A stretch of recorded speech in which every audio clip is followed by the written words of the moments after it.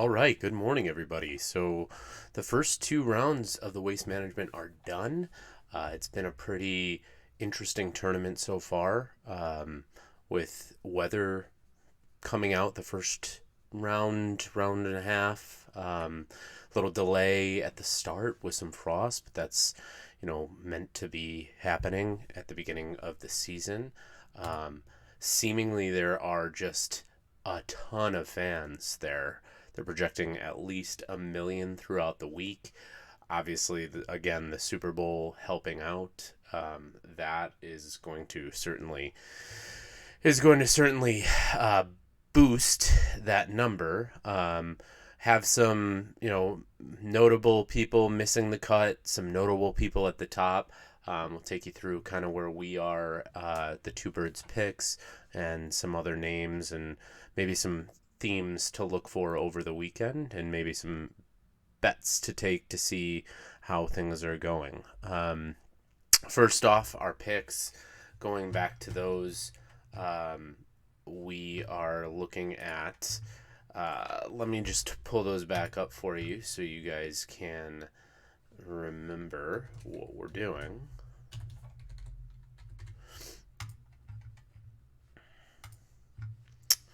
All right.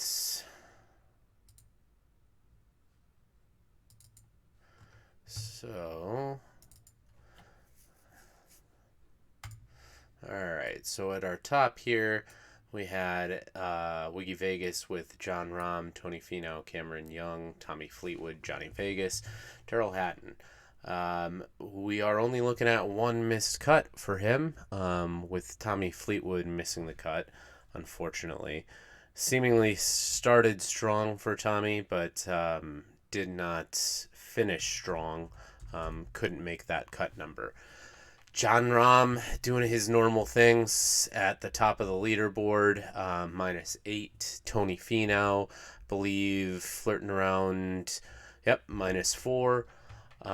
Cam Young, I believe, made the cut on the number or just above it. Let me double check.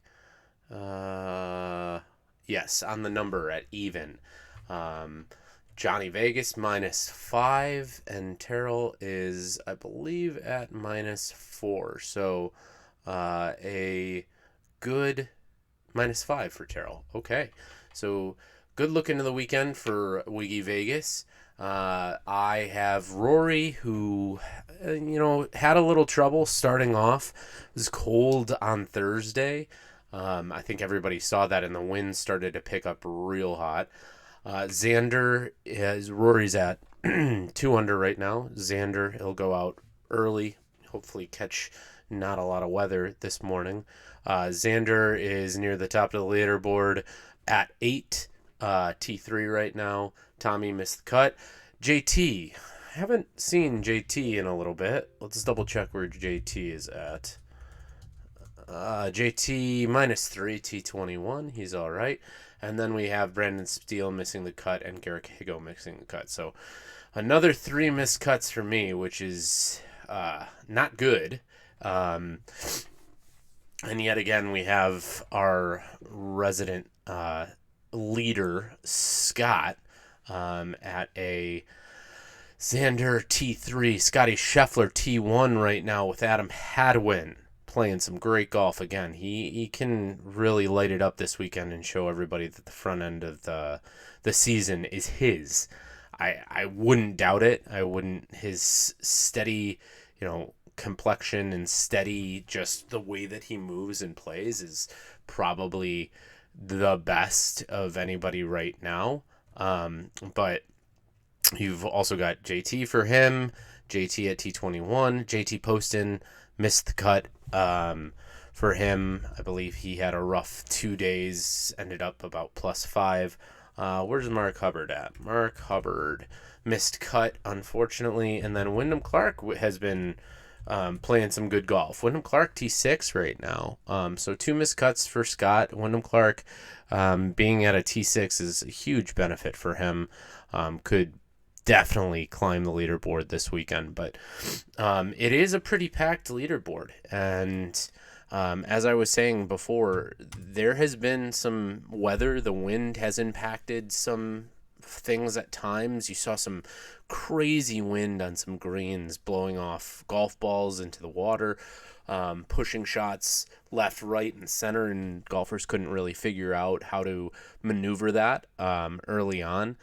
Seemingly with 2 rounds being suspended, the first round on Thursday, and then the second round yesterday, finishing up this morning, it really has led to some, just some interesting play for the golfers.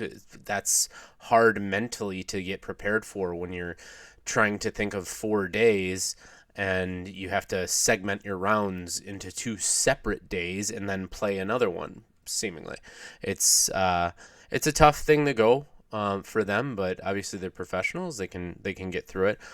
Some notable names again at the top. You've got Scotty Scheffler, Adam Hadwin plays some phenomenal golf. I hope he can stick it out because he's a great name. He's come a long way. He's been a journeyman for a while, Canadian, and did some things with Good podcast most recently, and I believe he did a video with them when they signed with Callaway. He is embracing kind of the golf culture and the social media golf culture, which is really fun to see. You got your standard John Rahm up there, going for yet another win, his third win already this year it would be, and this would be huge. This would potentially I believe could vault him into world number one. I could be very wrong on that, but I'd have to do some calculations depending on where Rory would finish. I think he potentially could.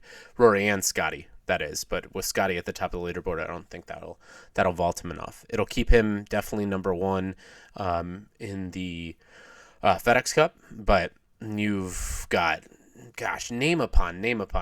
Xander, Jordan Spieth, Jason Day coming back and hitting it hard. Tom Kim.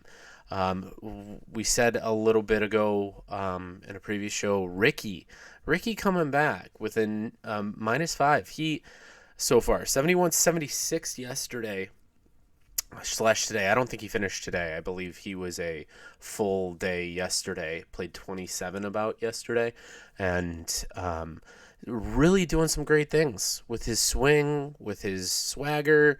Kind of being a little bit more calm, less fiery and emotional. It's great to see. It's great for the game of golf with Ricky being at the top. So he'll tee off at 1 p.m. I think this is all local, so they're actually going to be probably teeing off at about 2 Central, which is where I am based. Actually, looks like it would be pretty soon. This is all local time. So looks like there's a few people going off right now. Names like Jason Duffner, Trey Mullinax going off. I believe they're going off on, a couple of them are going off on 10. Aaron Rye, Victor Hovland going off right now. But there are some just studs out there ready to pounce within 5 shots. Tom Kim up there, Sung J M, Sam Ryder, who's playing some great golf, Max Homa -4, Tony Finau, we've already said him with our picks. Great to see a Matt Kuchar up there. Matt Kuchar always plays this tournament, I feel like, great. But getting back to his last thing with Ricky, I mean, he won in 2017, so could be something that could start the rest of the year for Ricky, even though he's had a seemingly good beginning of the year right now. This could really jumpstart him. I think I said before, Sam Burns was a potential pick to click. -1, made the cut, just over the number, 70-71. The moving day is really important. Conditions don't look as bad as they've looked the last 2 days. Might get a little bit of wind.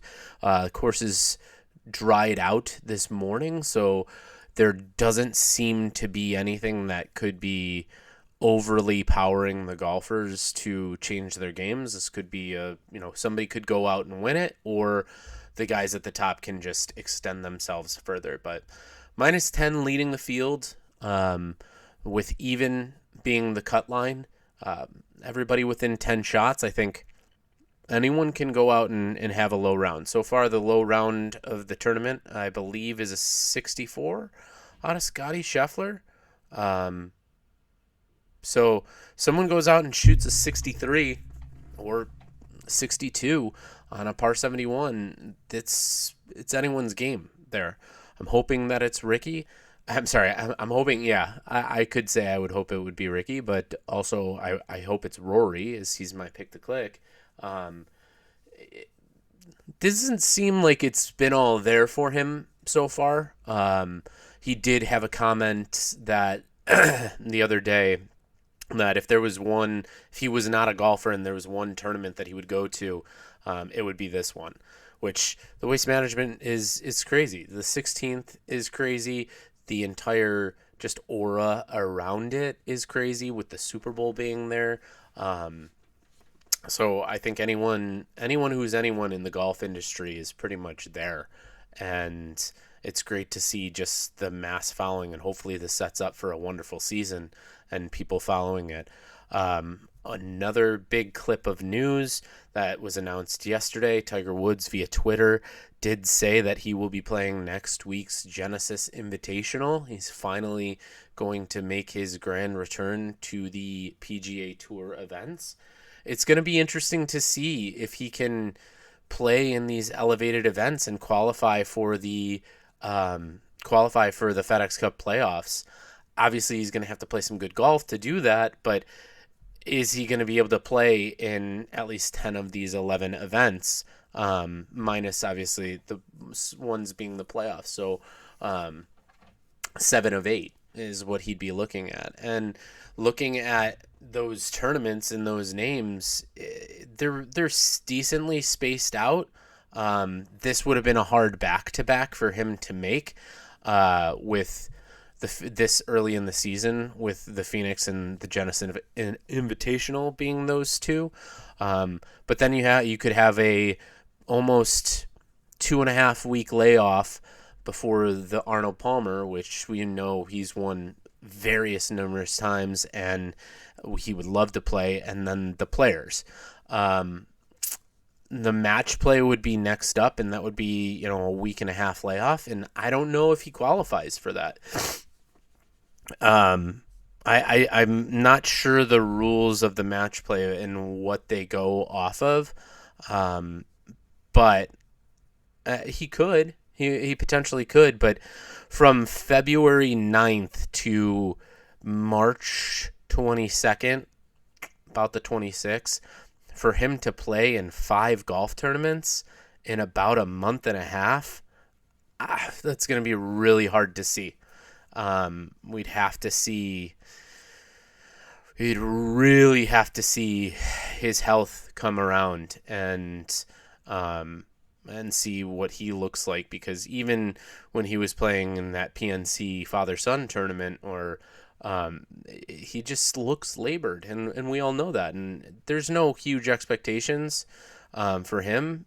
He could just play the 4 majors for the rest of his career, or whatever he considers the rest of his career, and we'd be happy. We'd be happy as fans, as golfers.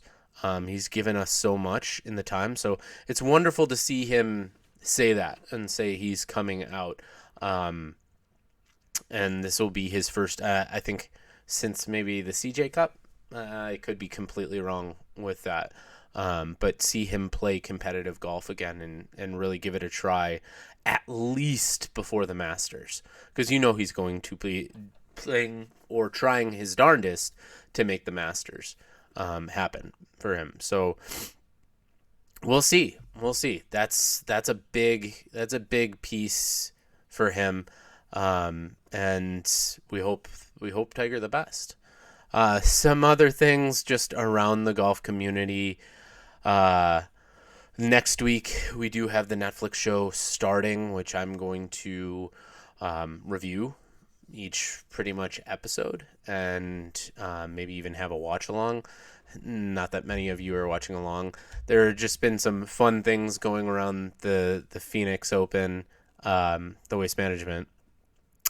Yesterday there was a streaker, if you would, who got out on the 16th and then ended up swimming out to the 18th, I believe, and getting on the waste management sign that's floating on top of the water. Just hooligans out there. I mean, there are crazy people. And you think about how long they're out there on a 10 to 12 hour day at any given moment, because they open the gates early in the morning there, and don't close until probably about 8 p.m. local. So you got 10 to 12 hours to get as rowdy and drunk and stupid as you want. You're going to have some people doing some things, and hopefully that gentleman had his bail organized, because that's going to be an expensive trip. It's certainly going to be an expensive trip. Around the world, though, in some other golf news, we've got Champions Tour Stephen Ames. Stephen Ames, great man, used to make fun of Tiger Woods, and unfortunately caught the brunt of Tiger Woods's blade, if you will. And yeah, we've got a couple more Raid 2 PGA Tours players defecting ahead of new season. I think we already knew this in... Oh, Sebastian Munoz took to... wow, didn't know that, actually. Sebastian Munoz took to live. Mito Pereira, we did know about that. It's very interesting that we could see some more youth traveling over there. They're looking like joining Joaquin Neiman's team at Live.